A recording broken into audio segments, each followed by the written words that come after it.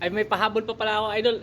Kaya nga sabi ko sa'yo na i-research mo yung mga low calories na mga pagkain para makapili ka kung ano-ano yung mga gusto mong pagkain na low calories para kaya mong i-sustain habang buhay yung diet mo. Kasi kailangan talaga consistency.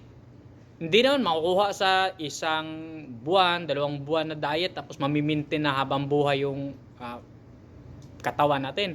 Kaya nga, mahirap pagka gumaya-gaya lang tayo ng diet kasi nga, kunyari, ako, kumakain ng pipino, ikaw hindi. Pagka gayahin mo yung kumakain ka ng ganun pipino, paano mo may enjoy? Hindi mo trip yung pagkain yun. Kaya ang ano talaga, parang masasabi ko,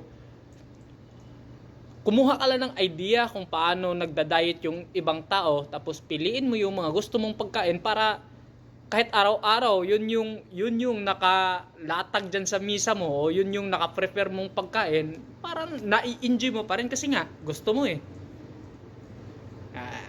Yun yung isa sa maibigay kong tip kasi sa diet kasi hindi lang naman pang summer, pang parang talaga habang buhay siya para mamimintin mo rin yung kasi pagka on off, pabago-bago rin yung katawan natin kasi yung katawan natin kasi nagre-response yan kaagad kung ano yung ipasok natin eh.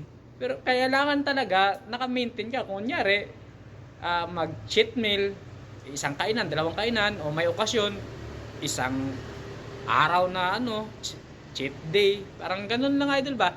Basta yun na yun, idol. Parang i-research mo yung mga pagkain na low calories na para makapili ka kung alin dito yung gagamitin mong pagkain na gusto mo para yun na nga, kaya mong i-sustain habang buhay o consistent mo siyang gagawin na nai-enjoy mo yung pagkain. Maraming salamat ulit, idol.